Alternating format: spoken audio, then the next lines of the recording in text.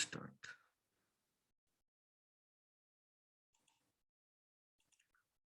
तो special concrete मतलब क्या होता है? जो हम लोग स्पेशली हम लोग कुछ पर्टिकुलर पर्पस के लिए यूज करते हैं।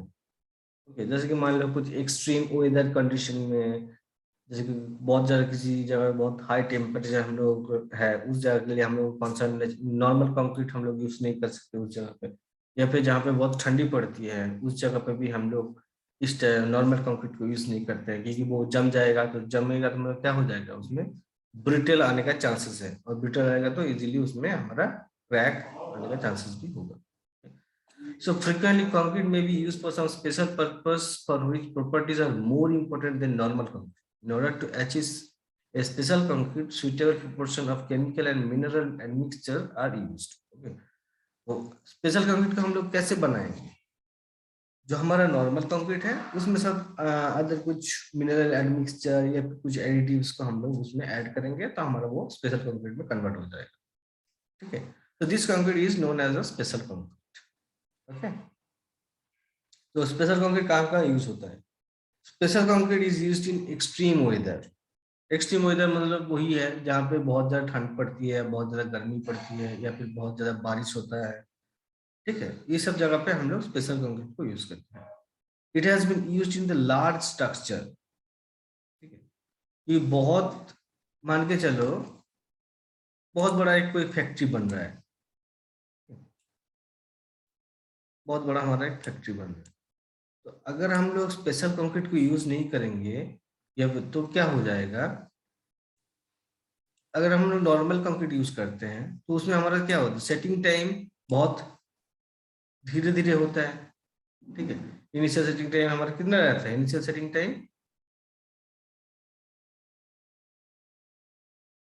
हेलो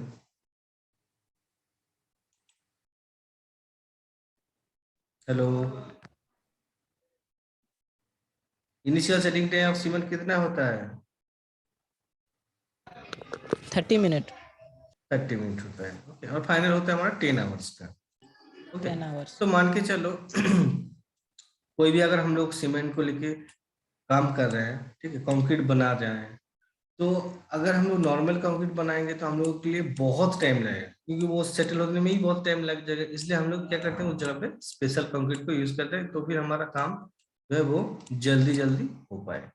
ठीक है, नेक्स्ट है गुड कोहेसिव और sticky in mixes with very high binder content. Okay, तो जैसे मतलब हम मान के चलो कोई भी जगह के सॉइल जो है वो बहुत ही वीक है, ठीक है, तो अच्छे से वो बॉन्ड नहीं कर पाते हैं, उस जगह पे हम लोग स्पेशल कंक्रीट यूज कर सकते हैं। Comparable flexible strength and elastic modulus. ठीक है, ये नॉर्मल से हमारा स्पेशल कंक्रीट जो होगा वो फ्लेक्सिबल स्ट्रेंथ भी हमारा हाई होगा और इलास्टिक मॉड्यूलस भी हमारा हाई रहता है।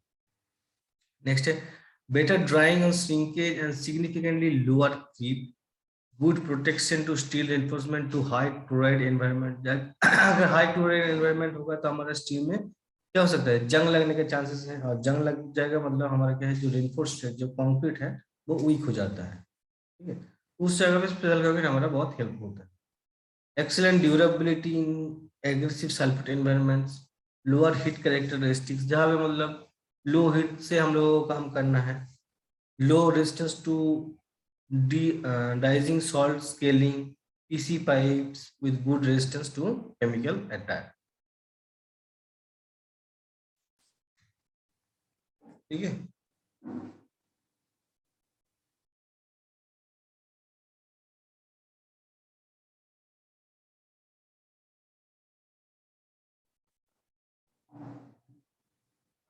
तो समझ में आए प्लास्टिक का क्या क्या यूज होता है?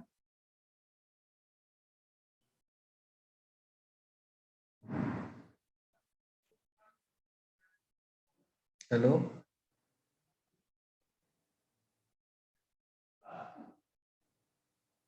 हेलो, समझ में आया? Yes yes sir. तो बहुत सारा टाइप का स्पेशल कंक्रीट है। ठीक है, light weight concrete, high strength concrete, fibre reinforced concrete, ferro cement concrete, then ready mix concrete, silicon, short concrete, polymer concrete, high performance concrete and geopolymer concrete. इनमें से जो रेड कलर का दिया हुआ है वही तुम लोगों को सिलेबस में है, light weight concrete, fibre enforced, polymer concrete and high performance concrete. अच्छा, ये तो सब मैंने लास्ट क्लास में डिस्कस ऑलरेडी कर दिया था, अच्छा ठीक है, फिर भी हमको बोल देते हैं। लाइट वेट कंक्रीट क्या होता है? लाइट वेट कंक्रीट मतलब कहाँ यूज होता है लाइट वेट कंक्रीट? मैंने लास्ट क्लास में बताया था तुम लोगों को।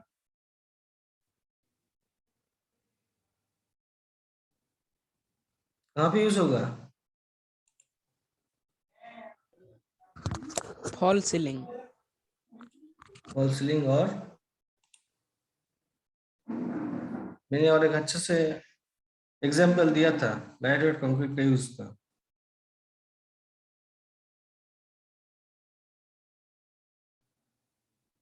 सर जब बिल्डिंग बनता है उस समय वाला बताएं कि अगर पहले से नहीं प्लान रहता है तो ठीक। So lighted concrete is a concrete whose density varies from 300 to 1800 kg per meter. This type of concrete mainly used to reduce the dead weight. Concrete दिख रहा है, हाँ, फिर से बोलो। चेंज नहीं हो रहा है डिस्प्ले। डिस्प्ले शो नहीं हो रहा है?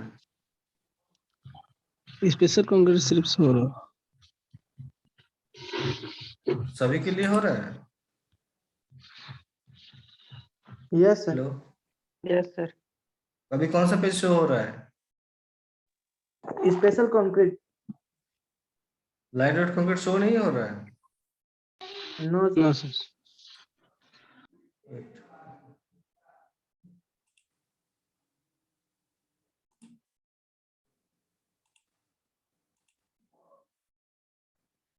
अभी शो हो रहा है क्या? Yes sir. So lighted concrete is a concrete whose density varies from 300 to 1850 kg per meter cube. Okay. तो जनरली जो हमारा कंक्रीट रहता है उसका हमारा जो डेंसिटी होता है नियर अबाउट 2200 से 2600 केजी पर मीटर क्यूब होता है। वही अगर लाइट वेट कंक्रीट हम लोग यूज करते हैं तो वो हमारा 300 से 1850 तक वो रिड्यूस हो सकता है। तो जितना रिड्यूस होगा वो हमारा डेड लोड पे उतना इफेक्ट करेगा। डेड लोड मतलब क्या होता है? अच्छा, तुम लोग और एक चीज समझ आते हैं, dead load and live load क्या क्या होता है। डेड लोड मतलब होता है जो हमारा कंक्रीट का वेट होता है, ठीक है। मतलब जो हम लोग एक घर बनाते हैं, राइट, एक स्ट्रक्चर बनाते हैं, उसके अंदर जो भी रहेगा, हमारा बेड रहेगा, फ्रिज रहेगा, रेफ्रिजरेटर रहेगा, वो सब जो फिक्स्ड है वो सब हमारा है क्या? Dead load. और लाइव लोड मतलब जो हमारा ह्यूमन बींग्स जो हैं, हम लोग एक जगह से दूसरी जगह पे मूव कर रहे हैं, तो वो होता है हमारा लाइव लोड, ठीक है। तो डेड लोड लाइव लोड समझ में आया? Dead load and live load.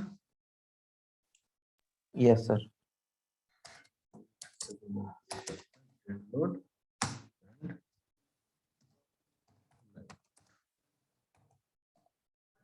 ये तुम लोगों को बाद में बहुत कम में आएगा, छोटा सा क्वेश्चन तुम लोग अभी जाना, ओके।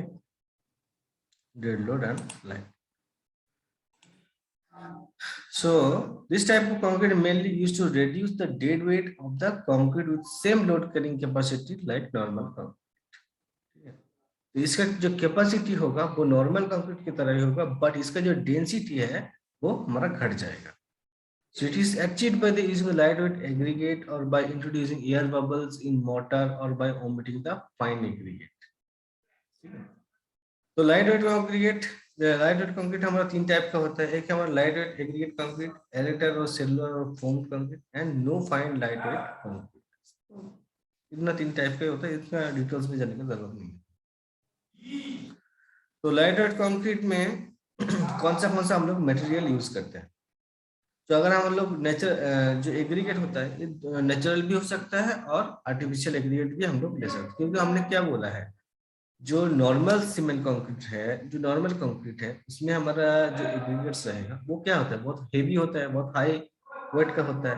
बट लाइट वेट में हम लोग देखो सीमेंट का हम लोग चेंज नहीं कर सकते हैं, ठीक है, बालू को भी हम लोग चेंज नहीं कर सकते, क्योंकि उन दोनों को हम लोग रखना ही है। तो हम लोग अगर कोई भी कंक्रीट को अगर हल्का बनाना है तो हम लोग क्या चेंज करेंगे? गिट्टी। गिट्टी को ऑब्वियसली चेंज करेंगे, जो हेवी गिट्टी है उसके साथ हम लोग जो लाइट वेट रहेगा एग्रीगेट उसको हम लोग चेंज कर देंगे। तो हम लोग जो लाइट वेट एग्रीगेट है वो जनरली दो टाइप से आता है, एक जो है नेचुरली में अवेलेबल होता है और एक हम लोग आर्टिफिशियली बनाते हैं। तो नेचुरली ये जो है वो है हमारा pumice, diatomite, scoria, volcanic cinder, sawdust, rice husk, ये सब हमारा नेचुरल लाइट वेट एग्रीगेट है। और जो हम लोग बनाते हैं जैसे कि हमारा आर्टिफिशियल एग्रीगेट है वो हमारा artificial cinder, coke breeze, foam slag, bloated clay, expanded shell and slate, sintered fly ash, expanded perlite, ये सब है हमारा आर्टिफिशियल लाइटवेट एग्रीगेट। ठीक है, नेक्स्ट हम लोग तो लाइटवेट कंक्रीट समझ में आया, लाइटवेट कंक्रीट क्या क्या है?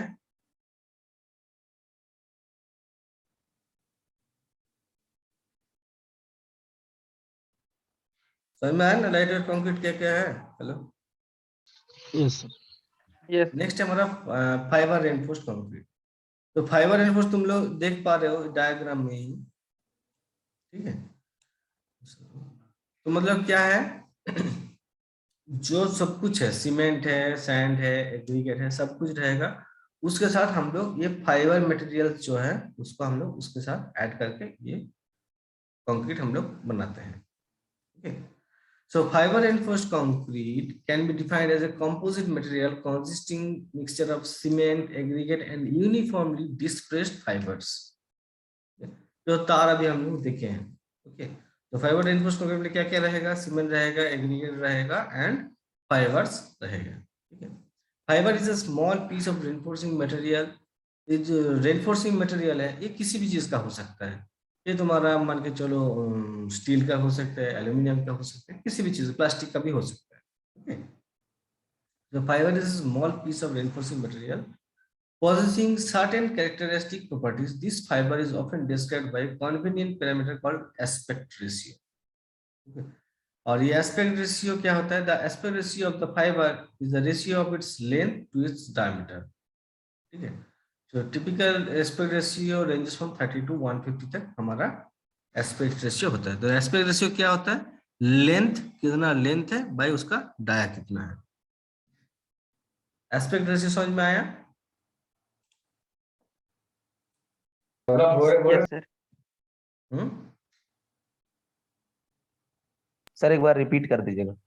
ओके ओके, तो एस्पेक्ट रेशियो मतलब होता है, मान के चलो ये हमारा एक फाइबर का पीस है, ठीक है, तो इसका लेंथ है मान के चलो नियर अबाउट 100 मीटर। 100 मीटर अभी हमको मान के चलते हैं 100 मीटर। ओके, और इसका जो डाया है वो नियर होता है हमारा, थोड़ा चेंज करते हैं, ये इसको हम लोग कहते हैं 1 मीटर। ठीक है, और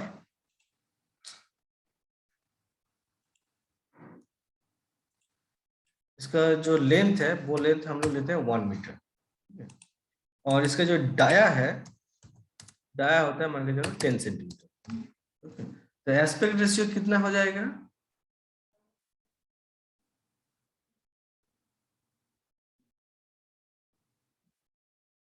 एस्पेक्ट रेशियो कितना हो जाएगा? 10 सेंटीमीटर। सेंटीमीटर रेशियो कभी भी यूनिट में नहीं आता है, तो 100/10 that is equals to 10। Okay, तो वही बोला है, जो हम लोग फाइबर रेनफोर्स्ड कंक्रीट के लिए हम लोग जो एस्पेक्ट रेशियो लेंगे वो होगा 30:150। ओके, तो मान के चलो ये अगर हमारा 10 मीटर रहता तो हमारा ये हो जाता हमारा कितना 100, 10 मीटर अगर लॉन्ग रहता, ठीक है, ये 10 मीटर होता है, डाया हमारा 10 सेंटीमीटर होता तो हमारा एस्पेक्ट रेशियो हो जाता है हमारा 100। तो एस्पेक्ट रेशियो समझ में आया? Yes, sir. तो हम लोग फाइबर रेनफोर्स्ड कंक्रीट के लिए हम लोग क्या यूज कर रहे हैं? सीमेंट यूज कर रहे हैं, एग्रीगेट यूज कर रहे हैं और यूनिफॉर्मली डिस्पर्स्ड फाइबर यूज कर रहे हैं। ओके, तो फाइबर रेनफोर्स्ड कंक्रीट कितना टाइप का होता है, जैसे मैंने अभी तुम लोगों को बताया कि जो फाइबर बहुत सारे टाइप का होता है। एक है हमारा steel fibre, polypropylene fibre, glass furnace reinforced concrete glass fibre, asbestos glass fibre, carbon fibre, organic fibre, natural fibre. Natural fibre में भी बहुत सारा होता है, coir fibre, cotton, sisal, jute, wool, ये सब होगा नेचुरल फाइबर के अंदर। ठीक है, तो फाइबर रेनफोर्स्ड कंक्रीट हम लोग क्यों यूज करते हैं? It increases tensile strength of the concrete. ठीक है, तो हमने पहले भी तुम लोगों को एक चीज बताया था, कंक्रीट का टेंसाइल स्ट्रेंथ कम रहता है कि ज्यादा रहता है? कम रहता है। कम रहता कम रहता है सर। कम कम रहता है। तो हम लोग अगर फाइबर रेनफोर्स्ड कंक्रीट यूज करेंगे तो उसमें हमारा क्या होगा, टेंसाइल स्ट्रेंथ इंक्रीज हो रहा है। इट क्यों इंक्रीज हो रहा है, रीजन क्या है टेंसाइल स्ट्रेंथ इंक्रीज होने का?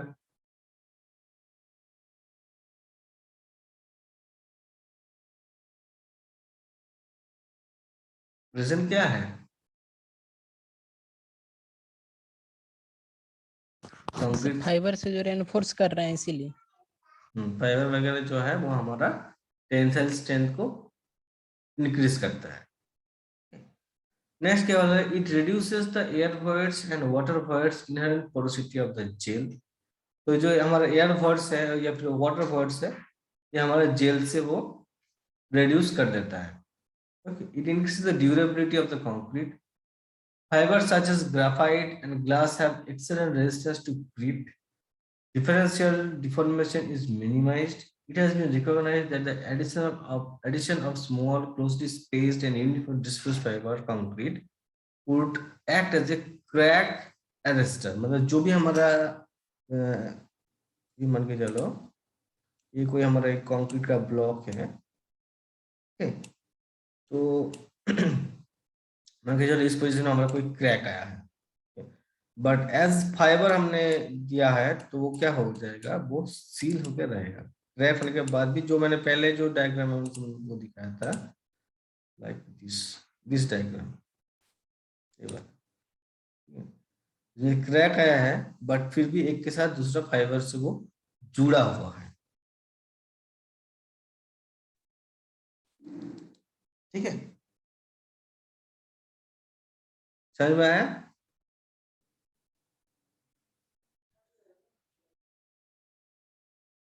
और लास्ट पॉइंट में बोला है, it substantially improve the static and the dynamic properties of concrete. जो भी हमारा स्टैटिक प्रॉपर्टी रहेगा, डायनामिक प्रॉपर्टी रहेगा, वो इंक्रीज होता है अगर हम लोग फाइबर रेनफोर्स्ड कंक्रीट को यूज करते हैं। तो फाइबर रेनफोर्स्ड कंक्रीट समझ में आया सबको?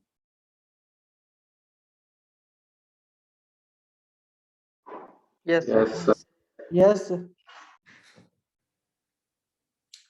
नेक्स्ट है factors affecting the properties of the fibre reinforced concrete. अब क्या क्या हमारा जो फैक्टर्स रहेगा जो हमारा फाइबर रेनफोर्स्ड कंक्रीट की प्रॉपर्टी जो है उसको वो अफेक्ट करेगा। फर्स्ट हमारा relative fibre matrix stiffness.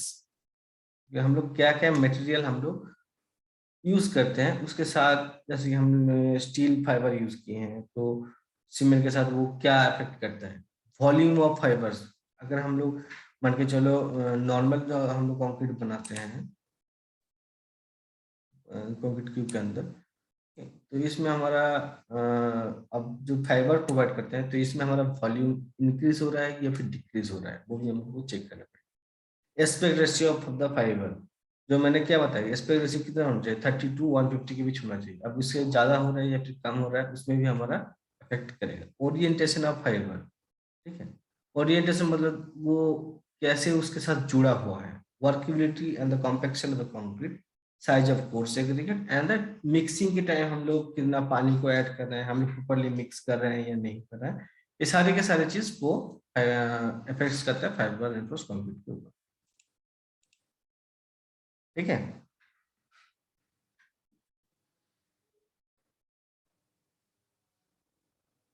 Clear?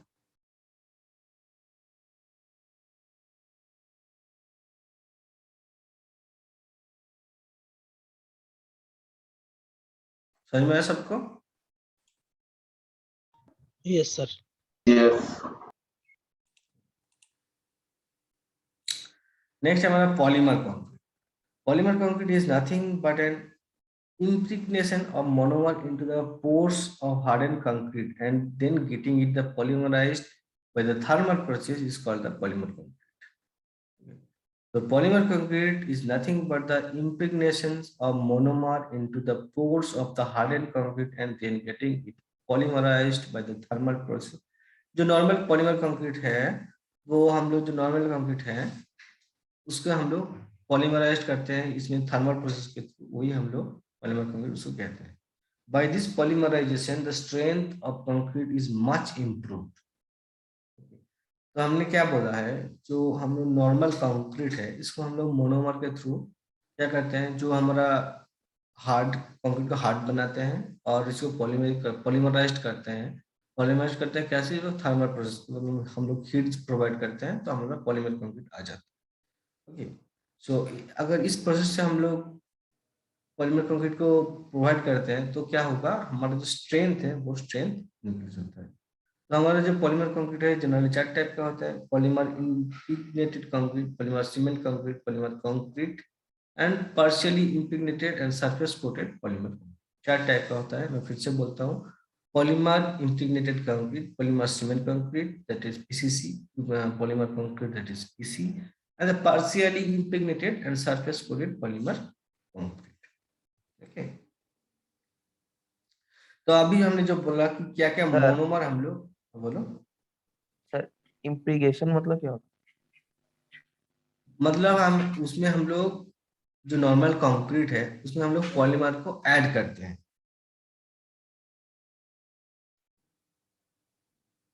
ठीक है, है? यस।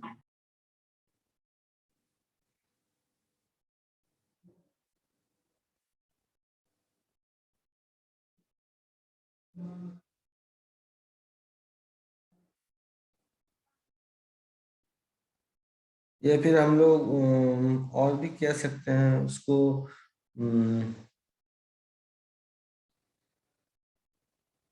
जो क्या बोलते हैं, अगर हम लोग कंक्रीट को मिक्स करते हैं ना, ठीक है, तो पॉलीमर क्या है, पॉलीमर के साथ जो हम लोग मोनोमर है, वो अभी जो मोनोमर हम तुम लोगों को दिखा रहे हैं, ये सारे जो मोनोमर्स है वो क्या करता है, जो कंक्रीट को ड्राई होने में, जल्दी सेटिंग करने में बहुत मदद करता है। वही होता है हमारा पॉलीमर इम्प्रेग्नेटेड कंक्रीट, जल्दी हम लोग सेटिंग कर लेता है, जल्दी सोख लेता है, ऐसा ही। ठीक है, तो मोनोमर जो है बहुत सारे टाइप का होता है, मिथाइल एक्टोरेट, स्टायरीन, एक्टोनाइट्राइल। सर मोनोमर को मिक्सिंग के टाइम ही मिलाते हैं। हाँ, मोनोमर को मिक्सिंग के टाइम हम लोग प्रोवाइड करते हैं। Yes. जो हम लोग सीमेंट और एग्रीगेट्स रहेगा उसके साथ हम लोग मोनोमर्स को ऐड करते हैं। ठीक है, तो सिमिलरली जो फाइबर एल्बस कंक्रीट है उसमें भी हम लोग क्या देखें, सभी चीजों में तुम लोग देख पाओगे, जैसे कि हम लोग पहले लाइट वेट एग्रीगेट था, लाइट वेट कंक्रीट था, लाइट वेट कंक्रीट में हम लोग क्या किए हैं, हम लोग जो हमारा हेवी एग्रीगेट्स है उसको हम लोग निकल के लाइट वेट एग्रीगेट को लेके आए। ठीक है, उसके बाद क्या था हमारा फाइबर एनफोर्स। फाइबर एनफोर्स में हमने क्या किया था, जो हमारा एग्रीगेट था, सीमेंट था, उसके साथ हम लोग फाइबर को ऐड किए।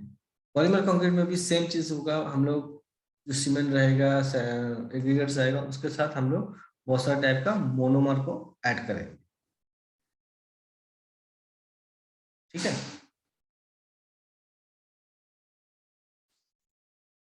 समझ में आया? कुछ डाउट्स है किसी को?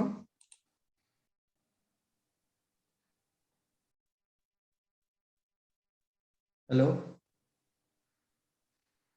राहुल मिस्टर का वॉइस नहीं आ रहा। हेलो सर सर इम्प्रेगनेशन एक बार फिर बताइए ना। कौन सा वाला बता अकबर? सर इम्प्रेगनेशंस। अच्छा, इम्प्रीग्नेटेड। इम्प्रीग्नेटेड मतलब होता है कोई सोख लेता है। इम्प्रीग्नेशन मतलब है सोख लेना। तो हम लोगों का मोनोमर का काम क्या है, हमारा जो नॉर्मल कंक्रीट है इसके साथ हम लोग मोनोमर को ऐड करते हैं, ठीक है, तो हमारा पॉलीमर कंक्रीट बनता है। और मोनोमर को ऐड करने का जो प्रोसेस इसको हम लोग पॉलीमराइज्ड करते हैं, और इसमें हम लोग थर्मल प्रोसेस जो हीट प्रोवाइड करते हैं, तो हमारा पॉलीमर कंक्रीट आता है। मतलब क्या है, हम लोग जो सीमेंट यूज किए हैं, जो एग्रीगेट यूज किए हैं, उसके साथ हम लोग मोनोमर को यूज किए हैं, तो वो उसके बाद अगर हम लोग हीट प्रोवाइड करते हैं तो क्या हो जाएगा, वो पॉलीमराइज्ड प्रोसेस में आएगा, और क्या होगा, वो जल्दी से सेटिंग होगा।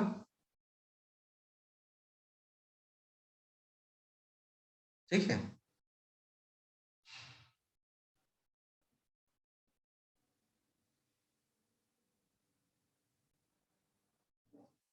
समझ में आया? Yes sir. इम्प्रिग्नेशन मतलब मान के चलो सैचुरेटेड या फिर सोक्ड, ऐसा कुछ। तो जो जो हम लोग मोनोमर्स यूज करते हैं methyl methyl acrylate styrene, acrylonitrile, ईबिटाइल स्टायरीन, थर्मोप्लास्टिक मोनोमर। तो एडवांटेजेस क्या क्या है? It has high impact resistance and high compressive. इसके इंपैक्ट रेजिस्टेंस बहुत हाई होता है। इंपैक्ट रेजिस्टेंस हाई होने का वजह क्या है? इसमें हम लोग हीट प्रोड्यूस कर रहे हैं, इसके लिए हमारा कॉम्प्रेसिव स्ट्रेंथ भी और इंक्रीज हो जाएगा। ऐसे ही हम लोग का कंक्रीट का जो है कॉम्प्रेसिव स्ट्रेंथ हाई रहता ही है, तो पॉलीमर कंक्रीट यूज करने से उसका स्ट्रेंथ और भी हाई होगा। Polymer concrete is high resistance to the freezing and thawing. What is freezing and thawing? जैसे कि हमारा जो पहाड़ी एरियाज, जो हिली एरियाज है, उसमें हमारा क्या होता है, बहुत सारा टाइम में वो बर्फ जम जाता है, ठीक है ना, तो फ्रीजिंग एंड थॉइंग में वो रेजिस्ट करता है, वो जमने नहीं देता। Highly resistance to chemical attack and abrasion. Abrasion मतलब क्या होता है जो हमारा गिट्टी है, ओके, वो गिट्टी को टूटने नहीं देता है। जैसे कि अगर कोई भी हमारा केमिकल अटैक होता है, तो क्या होता है, जो हमारा एग्रीगेट्स है वो टूट जाता है। बट हम लोग पॉलीमर कंक्रीट यूज करते हैं, तो ये हाईली रेजिस्टेंस केमिकल अटैक को रेजिस्ट करता है, एंड ऑब्वियसली इसका एब्रेशन को भी रोक देता है। Permeability is lower than the other conventional concrete. तो एडवांटेजेस समझ में आया?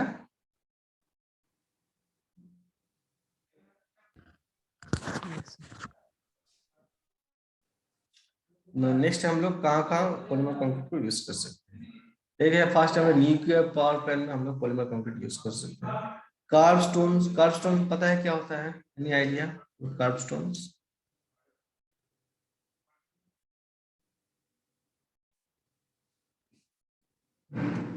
कार्ब स्टोन संबंधित कुछ आइडिया है?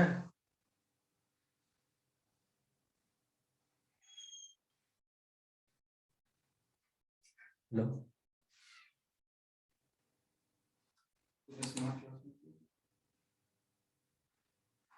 Hello, no sir. What is kerb stone? होता है मतलब क्या कहेंगे, बहुत सारा पत्थर को जोड़ के हम लोग को एक स्ट्रक्चर जब बनाते हैं, तो उसको हम लोग कार्ब स्टोन कहते हैं, बहुत सारा पत्थर को जोड़ जोड़ के।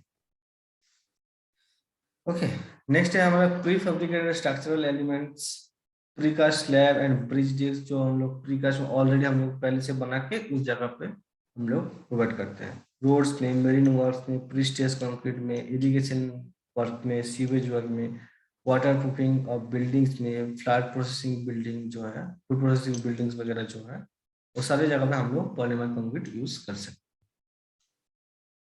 ठीक है, समझ में आ रहा है? यस। नेक्स्ट और लास्ट है हमारा हाई परफॉर्मेंस कंक्रीट। ऑलरेडी वो तुम लोगों को बता दिया था, दूसरे को बोल रहे हैं।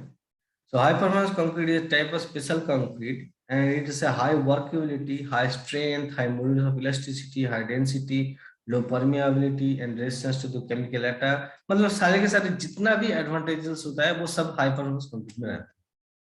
हाई वर्केबिलिटी रहता है, हाई स्ट्रेंथ रहता है, हाई मॉड्यूलस ऑफ इलास्टिसिटी रहता है, हाई डेंसिटी रहता है, और लो परमेबिलिटी, मतलब केमिकल अटैक को रेजिस्ट करता है। Normally this concrete is achieved by the following material. हम लोग सीमेंट यूज करते हैं, fine aggregate, coarse aggregate, chemical admixture, जैसे हमारा हो गया सुपर प्लास्टिफाइजर, मिक्सचर मतलब हो गया हमारा fly ash, silica fume, fibre etcetera. ये सब मिला के हम लोग किसको बनाते हैं, हाई परफॉर्मेंस कंक्रीट को हम लोग बनाते हैं। ठीक है,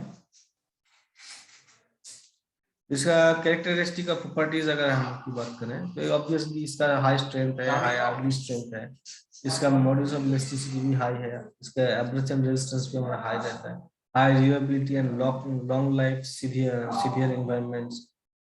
लॉन्ग लाइफ सीवियर एनवायरनमेंट्स तुम लोगों को समझ में आता है, जैसे कि हमारा कोई भी गर्मी में, ठंडी में हमारा काम आता है। Low permeability and diffusion, resistance to chemical attack, high resistance to frost and disease, scaling damage, जो scaling damage होता है या फिर जहाँ पे frost होता है उसको वो resist करता है, toughness and impact resistance को वो increase करता है, volume of stability, ease of placement, compaction without the segregation, inhibition of bacterial and mold growth, ये सब जगह पे वो हमारा काम में आता है। तो समझ में आया हाई परफॉर्मेंस कंक्रीट क्या क्या है, उसका एडवांटेज और प्रॉपर्टीज क्या क्या है। Yes sir. तो हमारा कंक्रीट वाला पोर्शन हमारा कंप्लीट हो गया।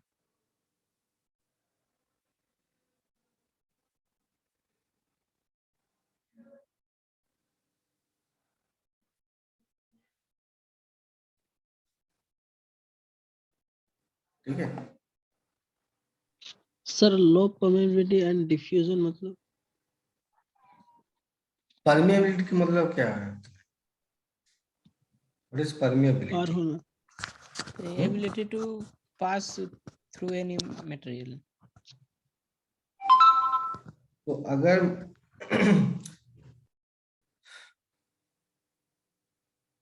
तो अगर मान के चलो अगर हमारा लो परमिएबिलिटी है, सॉरी मान के चलो कोई हाई परमिएबिलिटी है, उसमें हमारा क्या हो जाएगा, बहुत सारा मटेरियल उसके अंदर से पास कर जाएगा। ठीक है, बॉयर्स होने का चांसेस रहेगा। ठीक है ना, तो इसलिए जितना लो परमिएबिलिटी होगा वो उतना अच्छा रहेगा। ठीक है, और है हमारा डिफ्यूजन। डिफ्यूजन क्या होता है,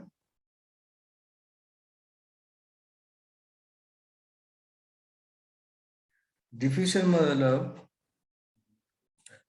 मतलब एक जगह पे बहुत सारा मॉड्यूल एक साथ जुड़ा हुआ रहता है। ठीक है, एक साथ जुड़ा हुआ रहता है, बट वो अगर जब कन्वर्ट होगा वो अलग अलग पोजीशन में चला जाएगा, यहाँ पे यहाँ पे यहाँ पे। इसको हम लोग क्या कहते हैं, डिफ्यूजन कहते हैं। यहाँ पे क्या हो रहा है, एक ही पोजीशन में बहुत सारा एक साथ जुड़ा हुआ रहता है, एक ही पोजीशन, बट वो डिफ्यूजन होने के बाद वो अलग अलग साइड में चला गया। ठीक है, समझ में आया डिफ्यूजन क्या होता है?